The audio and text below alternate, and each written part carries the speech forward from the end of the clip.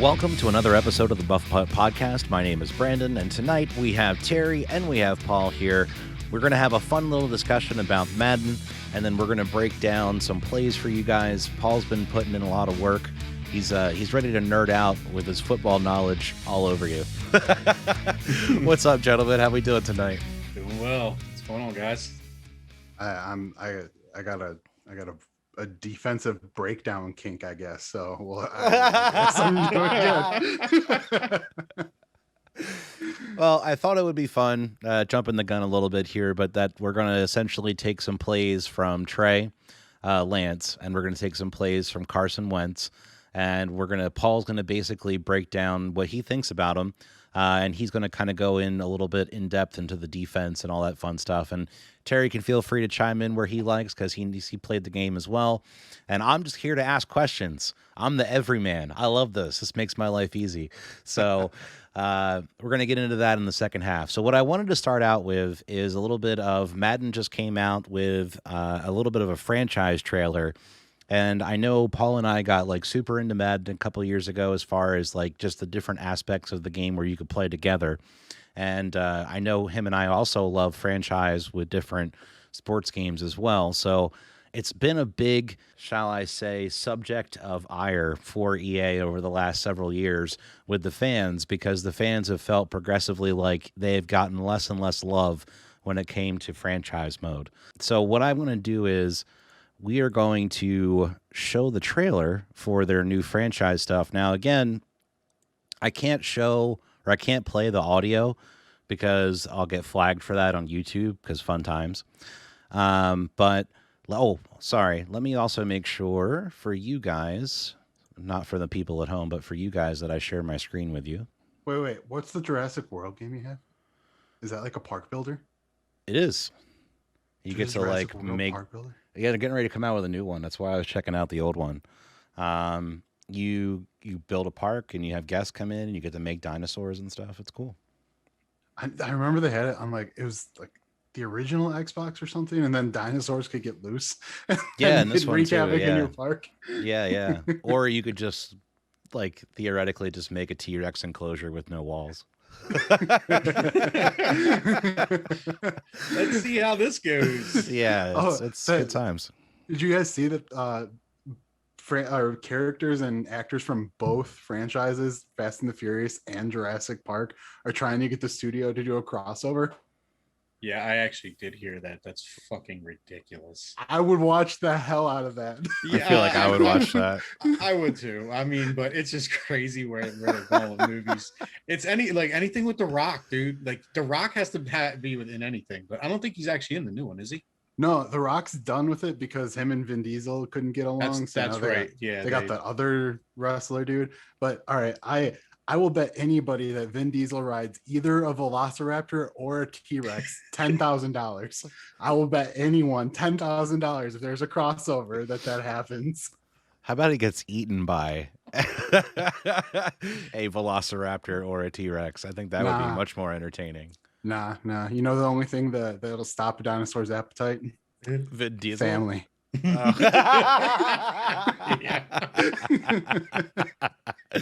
That was good. That was good.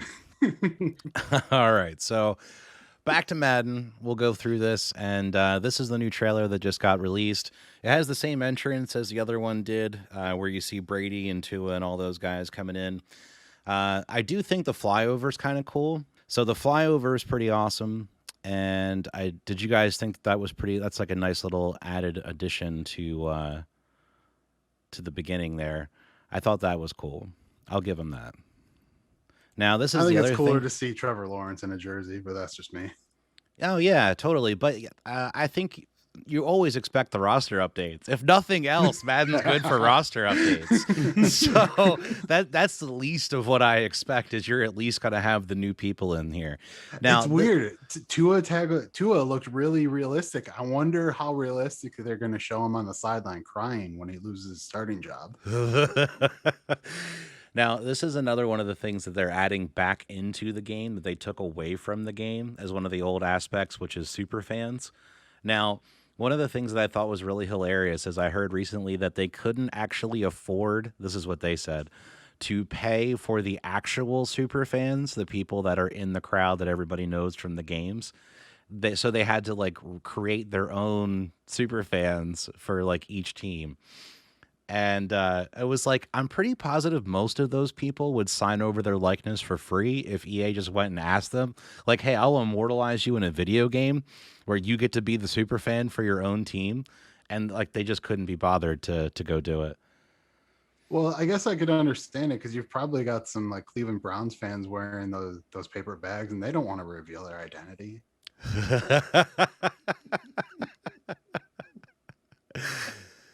Like, I would charge a lot if I was a Browns fan to admit that shit. I'm surprised that they didn't like try to copy like, you know, one of the super fans from each team and just make like slight differences so they can get away with it. Yeah. Well, that sounds more like a lazy EA way of doing things. So did you notice with this? This is the first time in, was it 4 or 5 years that they're finally going to have a different animation when you win the Super Bowl. Wow. Because what do they spend their money developing now? I don't know. This is my point. Like they literally got called out for I believe it was 5 years in a row having the exact same animation when you would win the Super Bowl. They literally played them all on the screen at the same time. You can find it on Twitter. Another Super Bowl title for the New England Patriots. And their remarkable season ends in the most remarkable of ways. They get to put next to their name, Super Bowl champion. And they can't ever take that away, can they? Nope. That lasts forever. So good to see the emotion when it's all said and done. You see the hugs, you see the guys sharing, the collective happiness. Makes me want to carry you around a little bit on my shoulders to celebrate the triumph. And congratulations to them. A fantastic. And you can literally watch it frame by frame. And then last year for Madden 21, they were like, oh no, we switched it up. They literally took the same exact thing and changed the camera angles. All they did was change the camera angles on the exact same animations. And it's like, oh no, that shit's different, dude.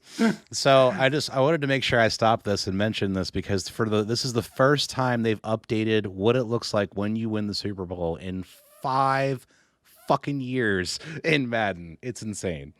EA doing EA things. Yeah, that $60 per buy is really going to incredible things. Well, 70 now. 70 now, Jesus. This is one of the things that they bring up. So this is what I was telling you guys about. So new franchise staff and staff points. So now franchise mode has its own currency called staff points. Not only do they have their like 4 different kinds of currencies in the game just for MUT, for Ultimate Team, now they're adding in a new kind of currency just for franchise mode for upgrading your coaches that you're now able to sign, which was something we could do back in Madden 04. Thanks to Paul bringing that up, I went and did the research. So they are, again, taking features away from the game and then years later re-adding shit that was already in the game and then being like, boom, look what we did. This is embarrassing. So the other thing, new weekly strategy and dynamic game day integration. Enhanced season engine. So this is the other thing. They added 32 new scenarios to their season engine so that you could have 32 possible random things come up that could happen to you over the course of your franchise. So if you're a big franchise head, right, and you play franchise a lot, how long do you really think it would take you to get through 32 simulations? Like, scenarios rather. I don't think it would take very long for you to get through that. And it's like, you've had how long to work on this, and I'm supposed to be excited about 32 of something? Like, you couldn't add more than 32 of something. And I thought with the PS5, like, one of the big things that we were supposed to be able to kind of get away from is like in sports games and stuff, you would have the ability to have way more customization options because you had more storage space with the new console. Because they always said like, oh, we can only do so much with every game because there's only so much stuff that we could like have access to with the memory. Like, that was one of the things they said, like with stats and stuff, was why Madden couldn't have some of the stuff up there, because they were like, oh, we don't have a way of like coding it correctly yet. And that was supposed to be fixed with the PS5, but I don't see any of that really happening. Like, does any of this stuff impress you guys? Oh, yeah, definitely. I take that as a no. So this is my favorite. I saved this one for last. Franchise hub updates. They made it look different, guys. Give me $70. I made it fucking look different. Somebody get in there and slap a new theme on it. And Brandon's we Brandon's tuned up yelling the a game lot. a He's bit. an angry elf. Well, it's because of this. I want this game to be good. We don't have another option other than until this 2K game comes out that's not supposed to be a simulation football game. So it's like, if this is the only option we have, I want it to be good. I don't think it's going to be, because it doesn't have to be, but I think that EA is on the verge of a collapse, because they had exclusivity with LucasArts for all Star Wars games. That contract is about to run out, and there are already developers developing new games. We've got 2K coming back with, it's not a full football game yet, but all they need to do is come up with the money to pay for the licensing rights for the NFL. And I mean, EA could really be on the verge of a collapse. To my knowledge, they already have, like, they're allowed to use the likenesses for all the teams and players and all that stuff in the 2K game. It has to be considered, I don't know the difference, but it can't be a simulation football game. It has to be an arcade football game. Okay, well, one, how does that not come up against antitrust? And two, how does EA have control over what every other gaming company can do? Because the NFL agrees to it. I could see that going to court if they don't allow other companies to. If you can pay for licensing and do stuff, I could see that being a big court case. That'd be interesting. So these are the talent trees for your new coaches. You can see you're going to have a head coach, a defensive coordinator, an offensive coordinator, and a player personnel person. And then you're going to have the ability to get modifications based off the staff points that you get from like playing games and all that fun shit.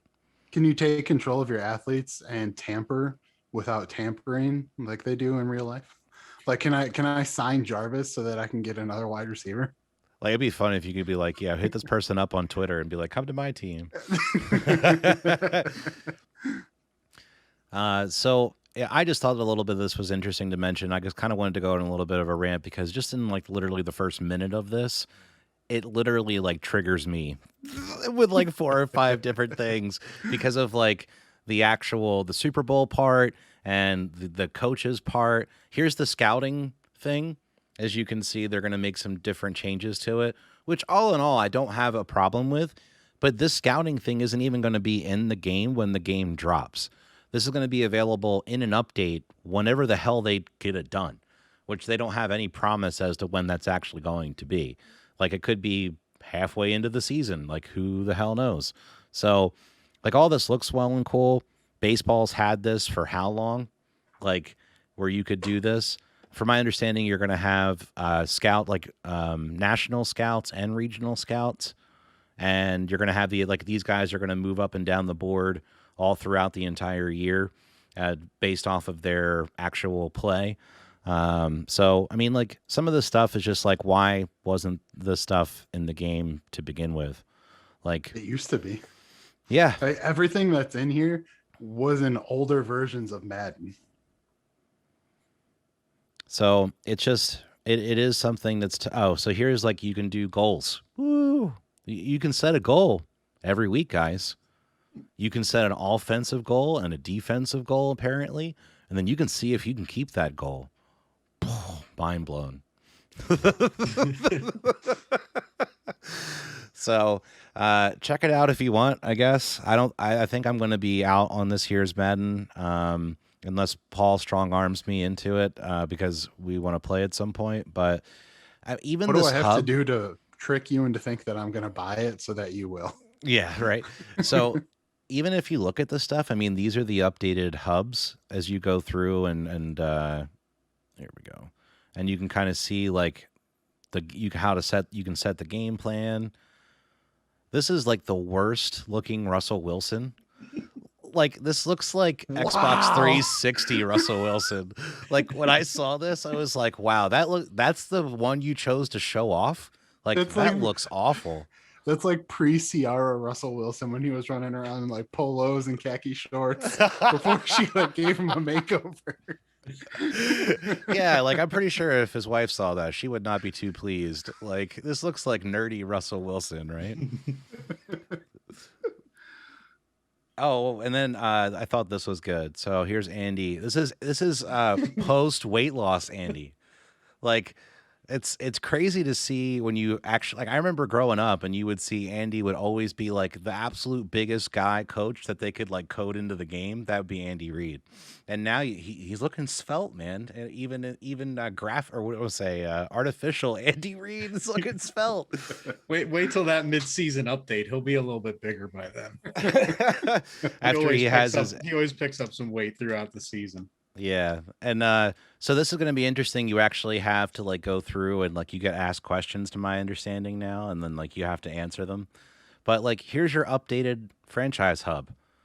Does this look incentivizing to you guys to want to go pick this up? I made it black and I took shit away and I made menus harder to find. What's up, bitches? Also, one thing that like if I'm not going to be the person who buys Madden every year, ever.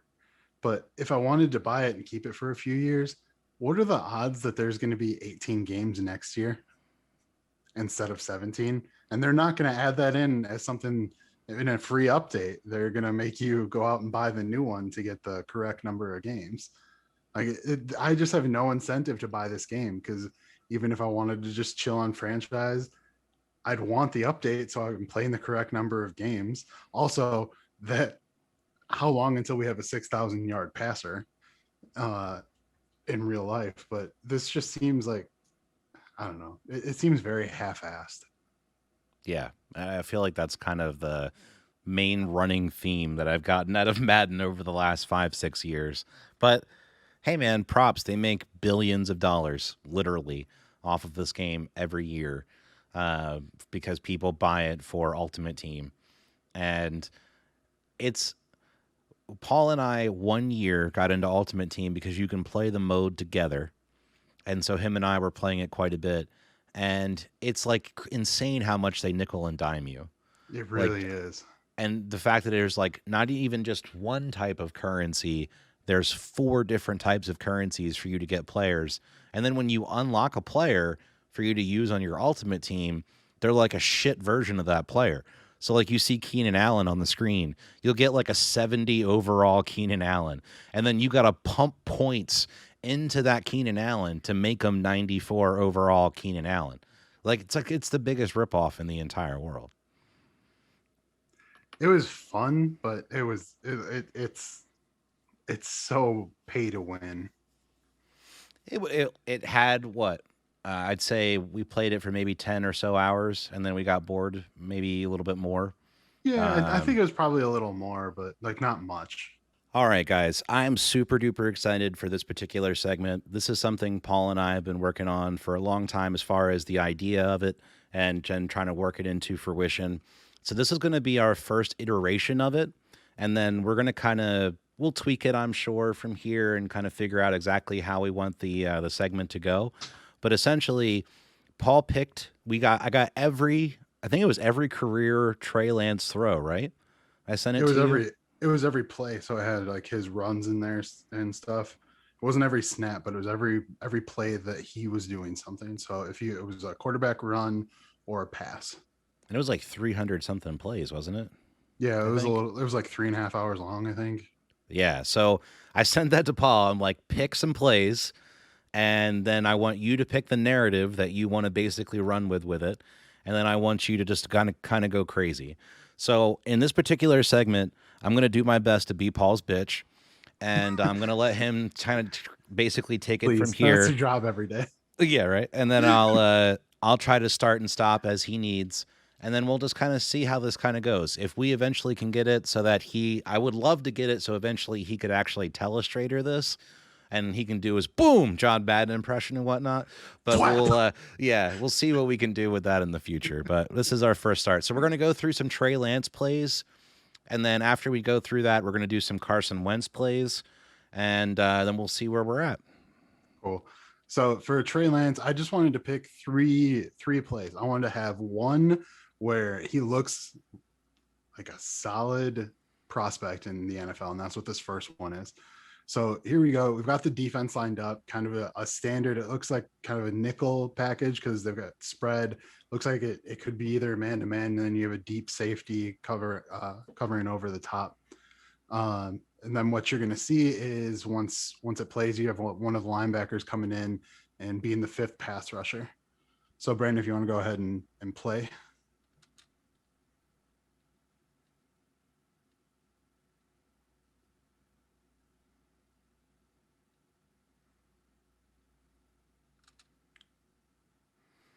And then I think it comes in from another angle, but yeah, this is the same play except a different angle.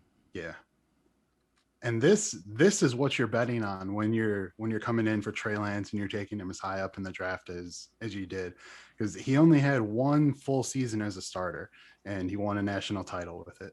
So here in that last play, Brandon, if you want to go ahead and pause it, he did everything that you want. He saw the blitz, he read it, he stepped up into the pocket, so he's not playing scared at all, and then he just delivered a strike.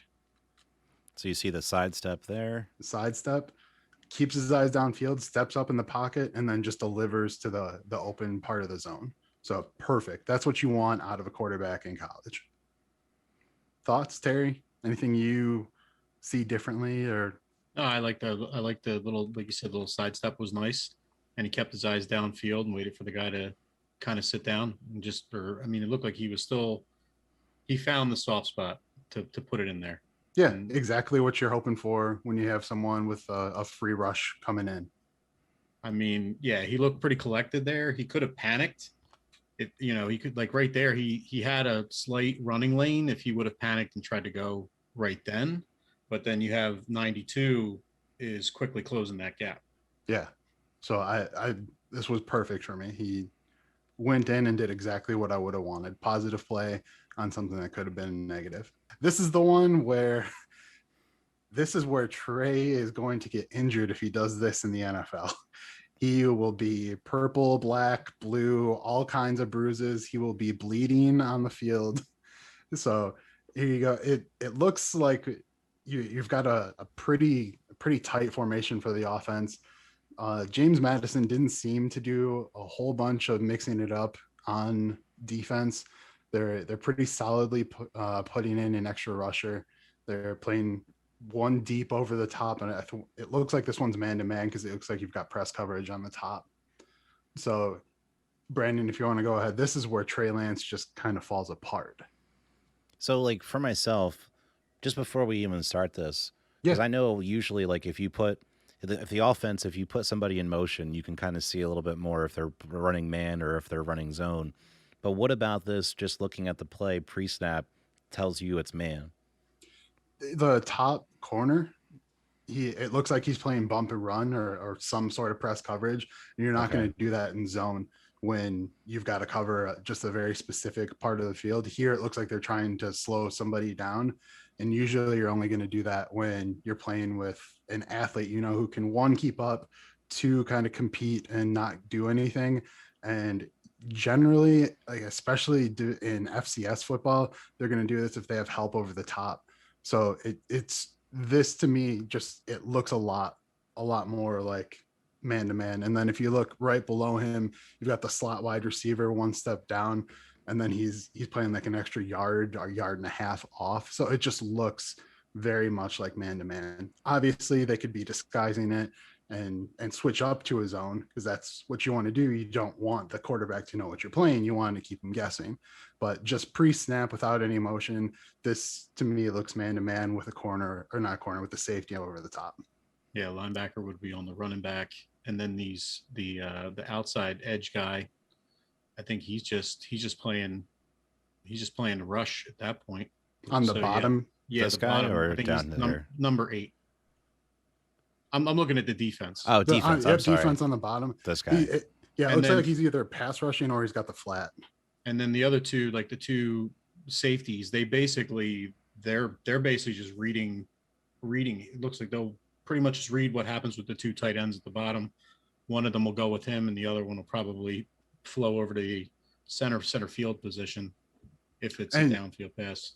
They don't have, you actually can't see the safety in this because he's so far back, but there is a safety playing like 12 yards off the ball. So there's another person even further back.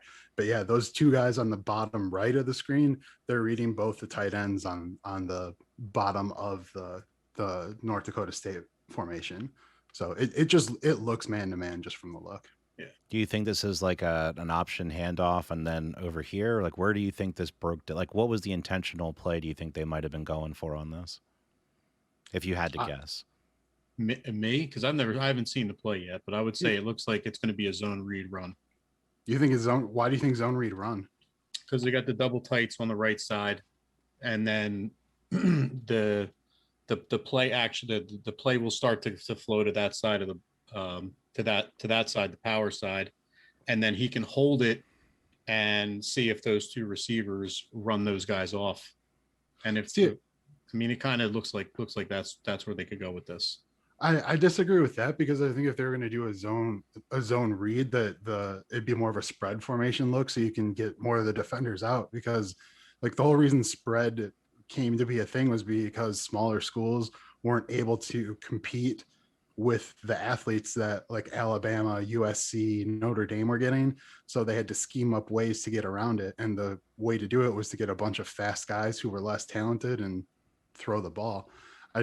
To me, it looks more like a pass with the top two wide receivers being the main option. And then I would guess that one of the tight ends is staying in to block, probably the one who's covered, the one who's even with the tackle, and then the other one's going to be some sort of safety over the middle of the field. I keep forgetting that there's a safety that I can't see also. Gotcha. Yeah, it's a little tough until we get started on the play. Once we hit play, then you'll get to see it. All right. Ready? Yeah.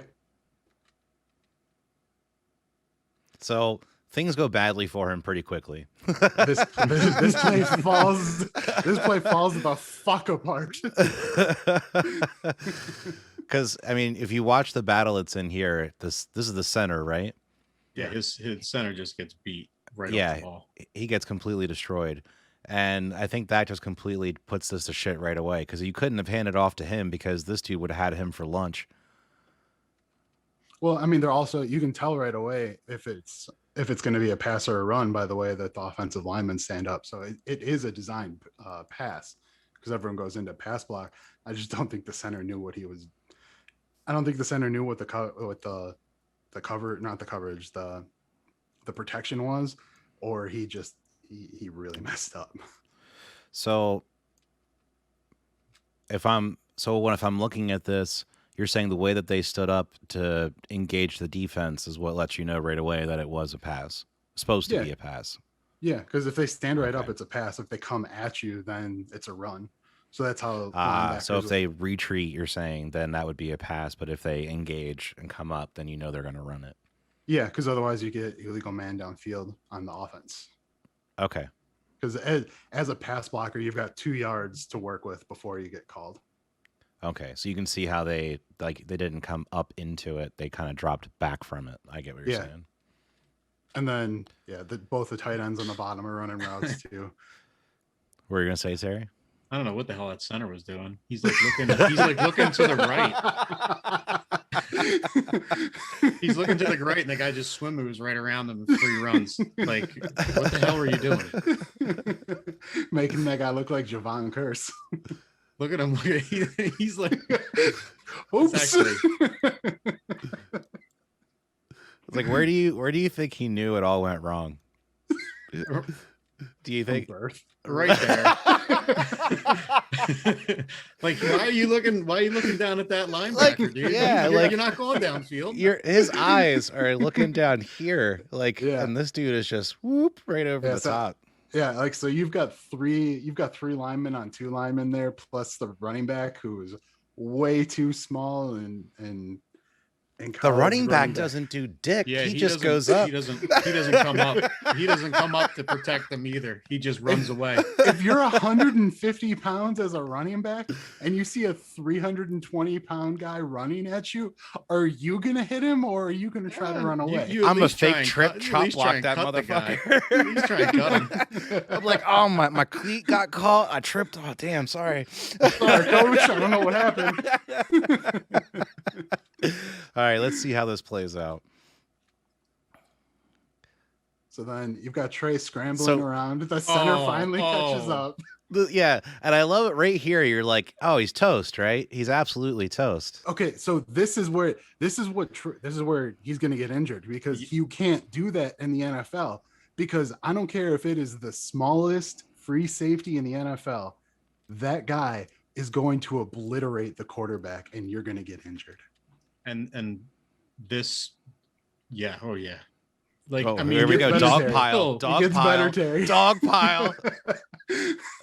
You can't do that as a quarterback. You've got to throw the ball away, or you've got to take like the 2 yards that you get, and you got to get down and protect yourself. yeah, that whatever number he was that missed the tackle, but came up and like tried to lay him out. An NFL player is going to crush the quarterback in that situation. Yes. I thought that was pretty interesting play because I do agree. But could I say, though, that this could maybe be something that I could actually see the 49ers doing? This actually is this is actually kind of reminiscent of like the shit that Wentz used to do or try to do. Well, this is kind of why I wanted to do the Trey Lance Wentz plays. Once you see the Carson plays after this, they're the same person. They're the same person in many instances, and they're running the same offense, which I think it really can help to maybe show you where Trey is going to be when he comes into the NFL, I think. Yeah. And then for this last play, you're gonna hang tight. This is still the other play from that one angle. It'll be right after this. I was just gonna start talking about it, but Oh, sorry. Go ahead, bud. No, you said I just nothing. didn't. Sorry, Brandon. I'll give him props against FCS competition. That was pretty impressive. But in the NFL, that shit ain't gonna fly. All right, and so when you've got someone like Trey Lance was a scrambler. He could run. So what a lot of schools will do is they're gonna implement a spy. A spy is someone on the defense, and all that they do is they stay on their side of the field and they just shadow the quarterback. And if it looks like the quarterback's gonna run, you just run up and stuff him right in the mouth. That's who should have been the spy, but there's not a spy on this play. You got them lined up in their standard 4-man rush, but every play that they're doing, they've got a 5th man coming. One of the linebackers is coming here. So there's a 5-man rush on this one. They don't hide where it's coming from. And with Trey Lance's athletic ability, this should have been a really big play. Now, you can't really see it from this particular cut, but this guy right here started off down here, and then he got into motion and then cut in this way. What I was going to ask you, I know if you bring a guy in motion over the line, what you're trying to do in most instances, but are you really gaining anything from that short of motion? With trips, you are, because with all of the routes that offensive coordinators have been doing, all the little rubs and stuff that are technically offensive pass interference, but if you throw your hands up and pretend that you're waiting for the ball, all of a sudden it's not pass interference. All you're trying to do with that short motion is get one of those 3, whoever you deem to be your best wide receiver, on somebody who's not as good in coverage. So you do this just to try to confuse the defensive backs, because now you've got someone who's starting to come across the middle. So maybe if you had 23 on him initially, the corner that you can see in the bottom left of the screen, now with him going into motion, 23 is not going to be covering him anymore. So just for the sake of argument, without knowing everything about James Madison, 23 would have been their most athletic person, probably lined up on the wide receiver who's at least got the most speed. And now you've got that person open either on a linebacker or on a safety who's not going to be as good in coverage. Okay. So that might be something maybe the Eagles could do with Smith. That's exactly what the Eagles are going to do with Devontae. Yeah, creating mismatches. He's just going to be a chess piece every single game. He's not like Megatron where you're going to throw him out. He's going to stand outside, be a split end essentially, and then you just throw him a jump ball. Devontae is going to be getting most of his catches on crossing routes somewhere. You just want to get the ball in his hands and let him run. Exactly. It's like what Devin Hester ended up doing with the Bears when they switched him over to wide receiver, or what they did with Cordero Patterson the last couple of years. You just want to get athletes the ball and let them be athletes.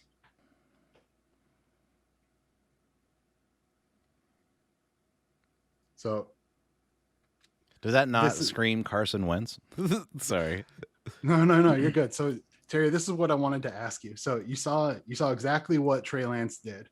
All right, run it back again, because I was trying to look at a little bit of everything on that. Okay, so right. keep your eye on Trey Lance and all right. Let me know what he does wrong. What's the first thing you learn as a quarterback?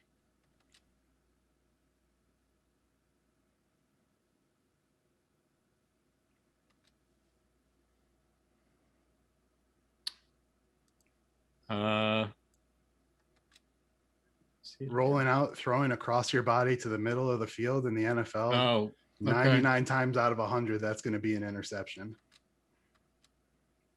I think. Yeah, that's true. Throwing back across the body. Yeah, I see it now.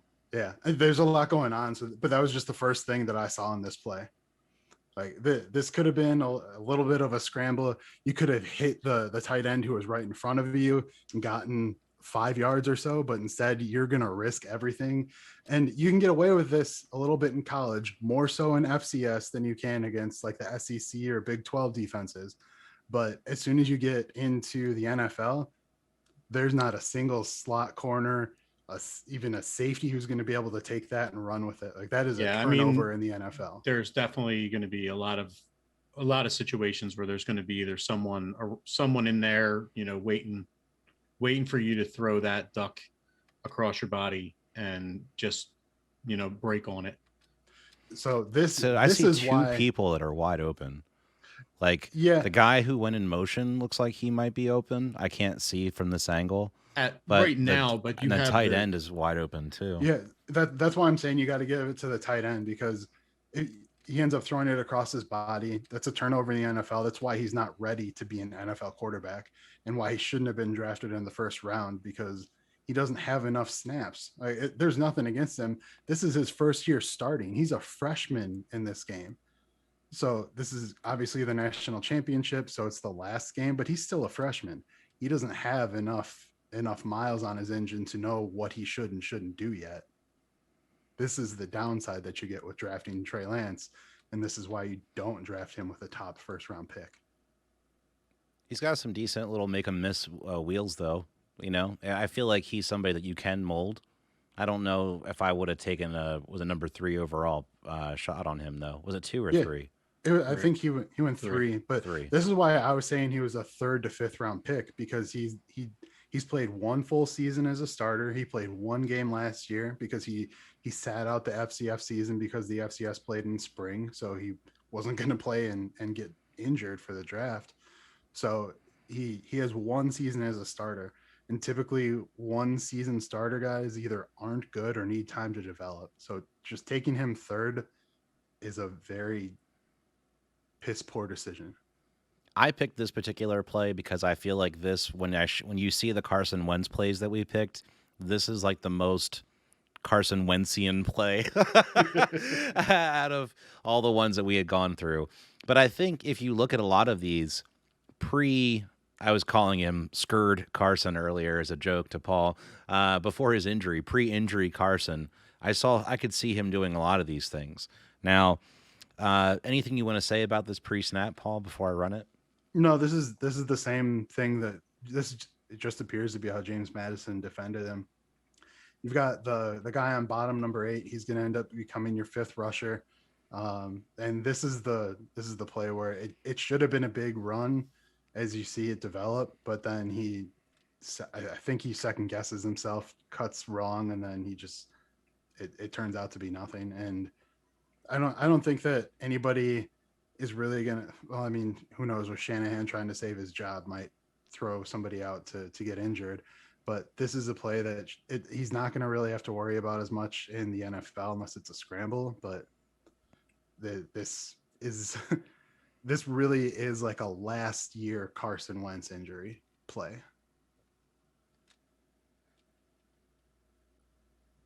So, guy on the defense was it this guy here that was doing all the hand signaling to his buddies. Okay. So what is he is he trying to tell them that he thinks the run's going to go in this particular direction? Like what is he yelling out to them? The Mike is the strong side middle linebacker. He's the quarterback of the defense. He has to know where everybody goes on every play. So he's trying to get his guys in position, saying that he thinks that it's going to be a run out to his left, the offense is right. Maybe not a run, but something out there. Okay.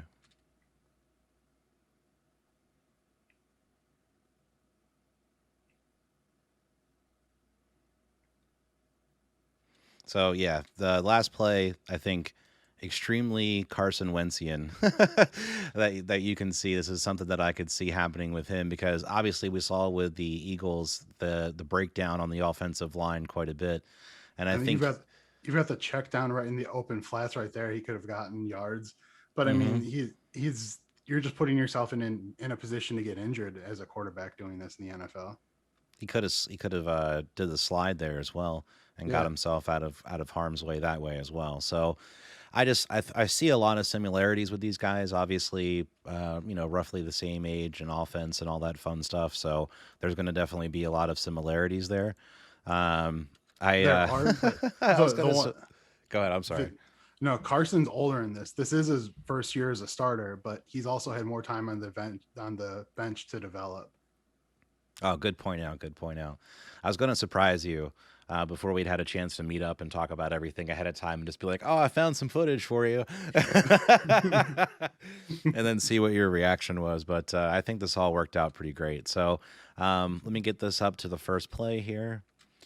And then I'll let Paul take her away. All right. So here you've got Illinois State. They're playing, it looks like a pretty standard 3-4 with an edge rush on the bottom. And the one thing that they did is they had a spy the entire game on Carson right there. So that middle linebacker that you see in the middle, in every play that we have, he's going to be a spy. So all he's doing is keeping his eye on Carson and making sure that he doesn't take off running.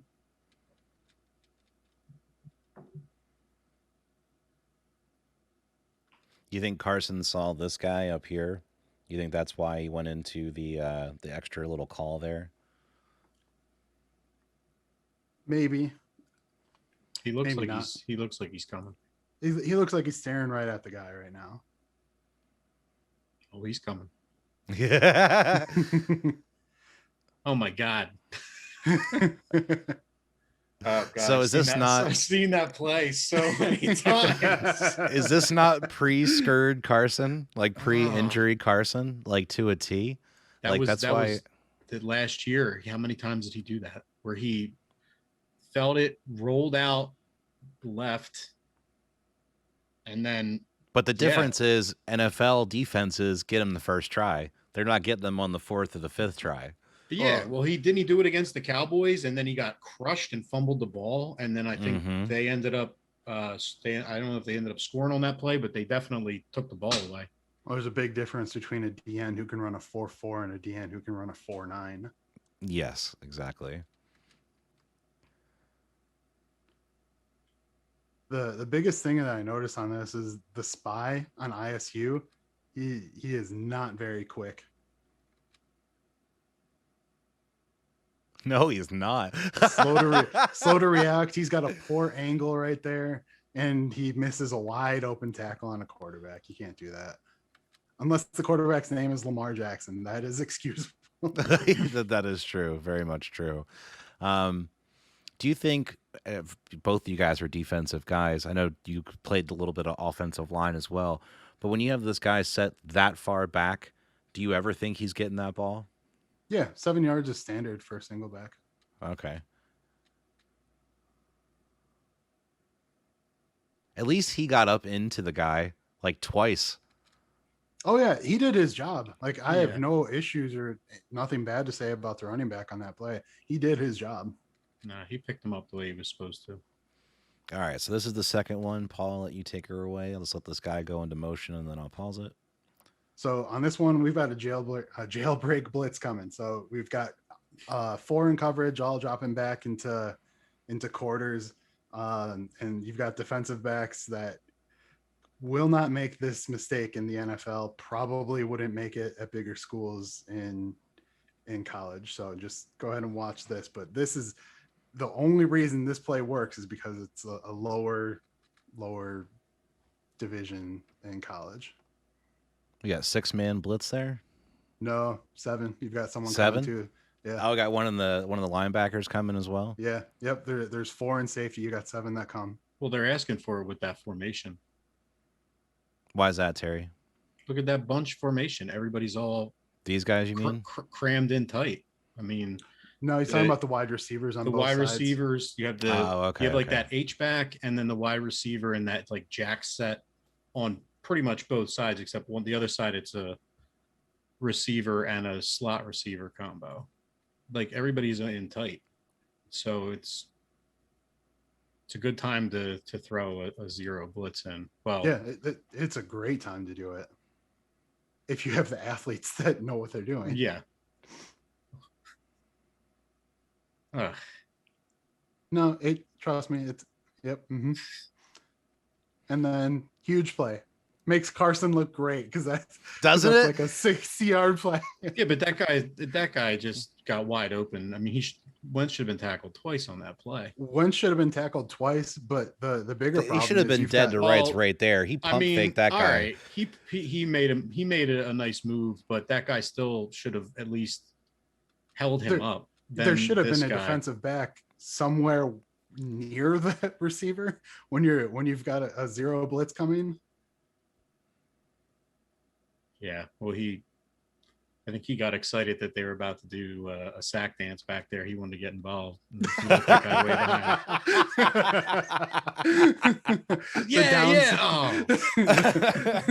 The downsides of those new end zone cameras that cover it. Right. All right, so this is the third play. I'll let Paul take her. Yeah, so this is I think this is the last one that we have for Carson. It's just complete. We got second to last, I think. It looks like there's more than that on here. I could be wrong. Okay, I don't have any notes on that last play then, but that's all right. So for this, everyone's in zone, and then you've got a single high safety over the top. So at this point, they're just trying to make instead of letting North Dakota get chunk plays, they're just trying to make them throw it underneath and try to break it up quick. We got a man going, you see no one coming with him, so you know that it's in zone. Oh, both of these are basically the same play, I believe. Okay. It's like so it's variations of the same play, basically. Yeah, and the defense was still in zone in both of them with a single high safety. But the second one goes even worse than the first. So this one, I think he got a couple yards out of it, but they were ready for him in this one. Terry, looks like you wanted to say something. No, I'm just astounded at how many similarities I'm seeing to like the last couple seasons with the Eagles in these plays. It's like I'm seeing deja vu. And it's I literally just went because... through and picked a random play from every quarter, basically. And I was first just off, like, I hate that jet sweep shit. I think it's just trash, and it doesn't work in the NFL. Might get away with it in college, or if you have a guy like Tyreek Hill. I was going to say the jet sweep works with Tyreek Hill. With Tyreek Hill, or like someone with like incredible speed, but other than that, defenses are just too good to have that beat them most times. How long do you think until Devontae gets a jet sweep? I have no idea what to expect from this coach. It's really hard to say. I'm guessing before halftime of the first week. I think that they're definitely going to put that play is going to be in the playbook somewhere, but I wouldn't let him run that too much. I don't want to. I'd rather him be a threat downfield than in that kind of way. I completely agree with you. I just think that he's got some breakaway speed, and they're they're gonna try some things and they're Let's not gonna let's work let very well. I'd rather them let Jalen Reagor try that crap than him potentially get blown up in the backfield than Devontae. You know, he's a little bigger. But Is this the same defense, but the safety's on the opposite hash? Let's see. This is just standard cover 2. Okay. So Tampa 2 defense. This is what most of the NFL plays. And I thought this was fun because Carson he gets like a deer in headlights, just like he did with the Eagles. And he should have thrown this ball away like 3 times, and then he just gets stuffed. And that's how I ended it. go back on that one real quick. Okay. Yeah, no. Never I mind. can. It's not that hard. I mean, look at the guy at the top. Is this the right one? Yeah. Look at the receiver at the top of the formation on that one. This guy up here? Yeah. Okay.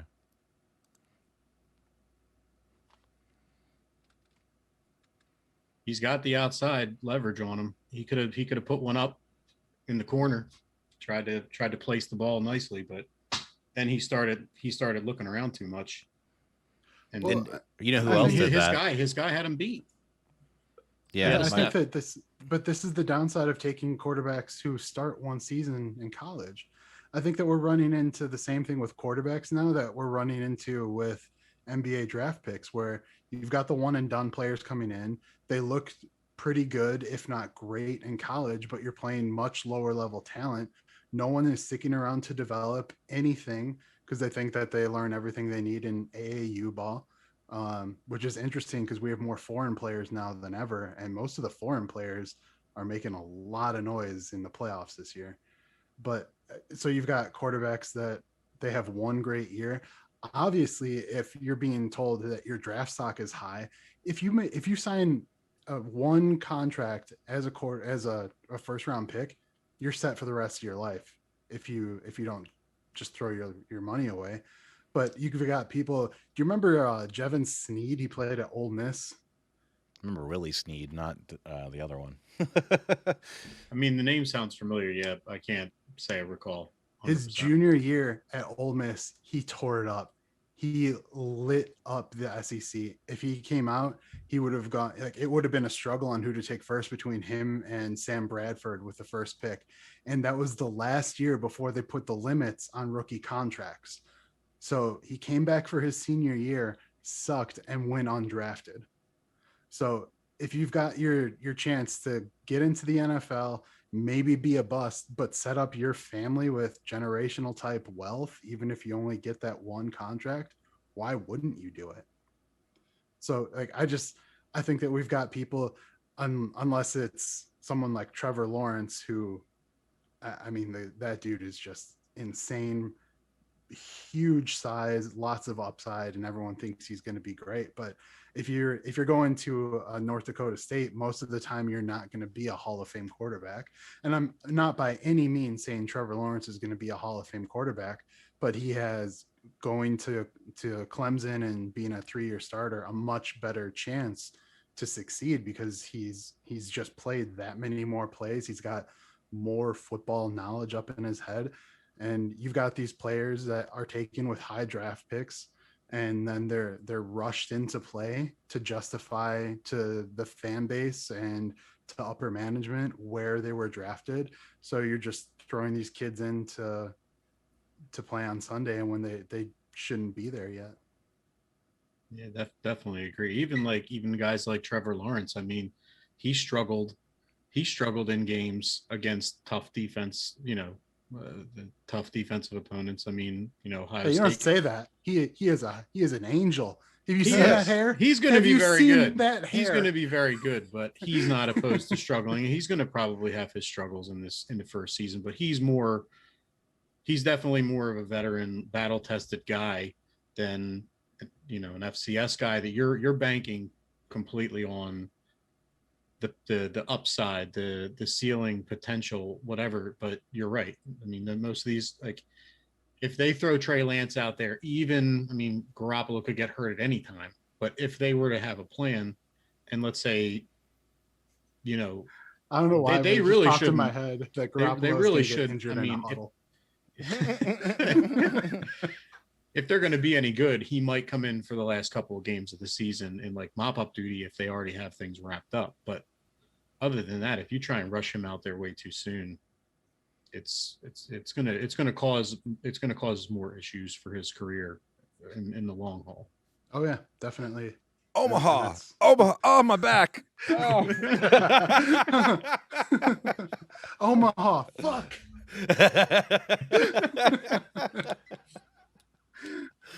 I couldn't resist. Sorry.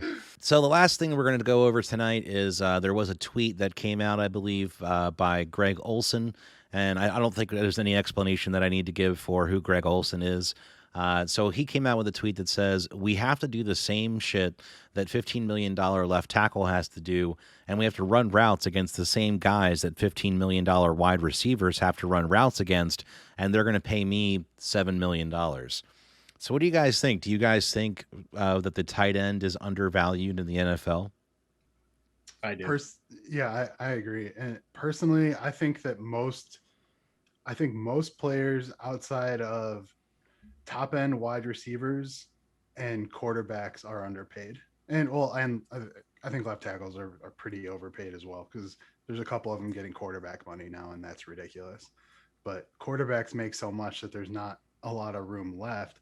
But tight ends, ever since Jimmy Graham tried to fight the franchise tag, where he got franchised as a tight end and wanted to be franchised as a wide receiver, because wide receivers made so much more money, and he lined up, I think, like 73% of the time as a wide receiver in the Saints offense when he got franchised, but they were still able to do it as a tight end, because when they drafted him, they said, hey, we're drafting tight end Jimmy Graham. So 100% tight ends are underpaid. 100%. It's ridiculous. I And mean, look at a guy like Travis Kelce.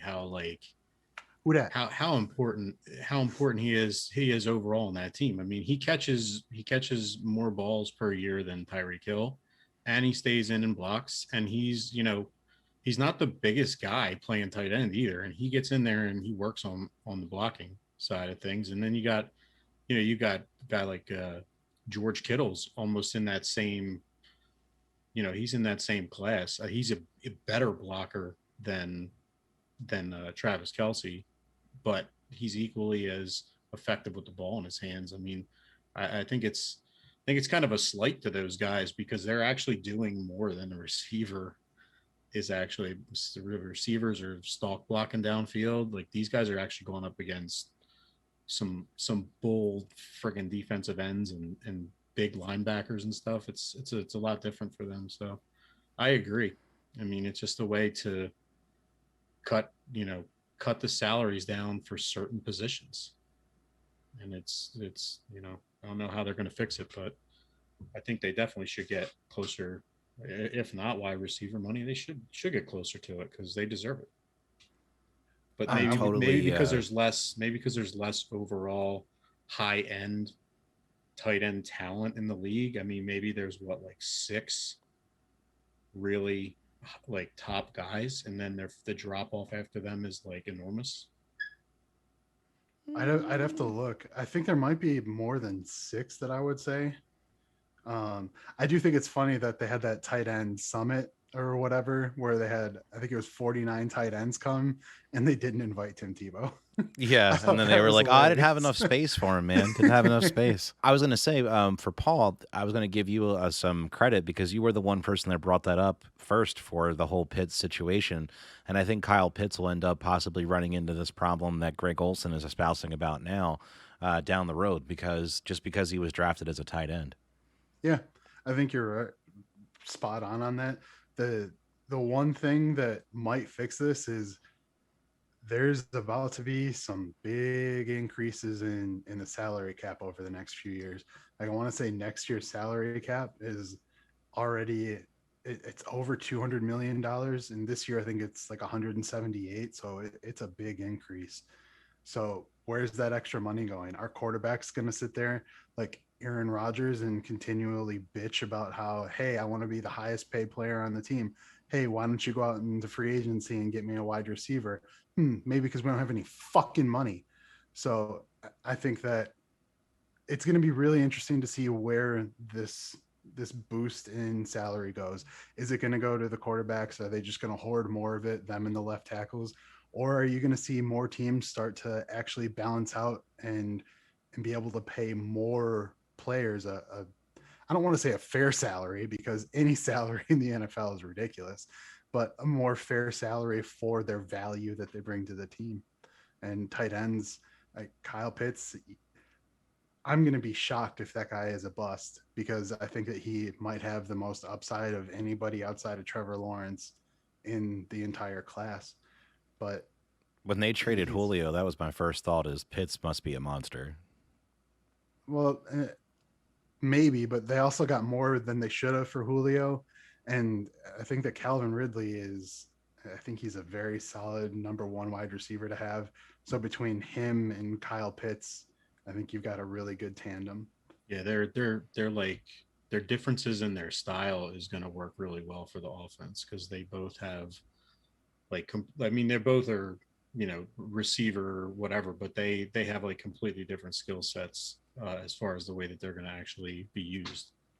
It's going to be interesting to see that. I mean, I'm pretty high on Calvin Ridley this year for fantasy purposes, because I feel like he's going to, Julio was averaging like 8 targets a game. So Ridley last year, 3 games a year. So. Well, I get that, but last year, he was still around for a little bit, and when he was, Ridley's targets were still at like 6 or 7 targets a game. So I'd love to see where he's, but is Pitt's going to take over that much that quick though? I really want to know what's going to happen to Riley Ridley, the other Ridley. He's his little brother, played at Georgia and he's been on the Bears roster for a few years. But when you're a Bears wide receiver, like you're pretty screwed. So I really liked Riley Ridley coming out of Georgia, but I really want to see what happens in that Falcons room with Kyle Pitts and Calvin Ridley and all the other talent, because they've got a pretty solid receiving core there. And the other thing I wanted to bring up just super duper quick, because we got to run, is did you see the Eagles? I think they let go of Trayvon Grimes. He was from, was it Florida? He was a Gator. Mm-hmm. And when I saw that they had signed him, I think undrafted, I was super pleased, because I was like, man, that kid really looks like he could be good. And then he got hurt again in camp, to my knowledge. And so the Eagles did something to where, to my understanding, they might be able to still bring him back this year if he heals up. But it looks like whatever the injury he had in college got re-aggravated, unfortunately. I thought that could have been a dark horse wide receiver for us. I think they were trying to work him to see if he could be they could convert him to tight end, put some weight on him, because he was 6'6", and he was pretty tall. 6'5", 6'6". They just wanted to pay him less. What are you talking about? One of the things I saw, because I was watching some of his clips, some of his highlights when they first signed him, and he said at one point he was the number 1 ranked wide receiver in the country, and then he got hurt. And then after that, everything just kind of went to crap for him. But yeah, so I want to thank you guys for coming in. I had an absolute blast tonight. We changed up the show a little bit, and I think it went really well. Definitely let us know in the comments section below if you enjoyed it. Definitely make sure you leave us a like and a subscribe. We got 5 new subscribers this week. I'm definitely super duper pumped about that. YouTube's been showing us to more and more people all the time, so I'm definitely super duper excited about all the engagement we've been getting. So please, out there, keep it up. Make sure you hit that like button. Make sure you subscribe. Leave that comment. That's going to help us out a lot. The last thing, just to play us out, I got us a new ending. No Skip Bayless tonight. We got ourselves a fun little inside the NBA ending. So I heard at the end of the year, Charles is leaving the show, and I thought it would be all too appropriate to show how outlandish Mr. Charles Barkley, former 76er, could be. So it may or may not be about big women in San Antonio. You're going to have to stay tuned and find out. Oh, my God, it's great. Have a great rest of your night. Take it easy. Love you guys. Peace out.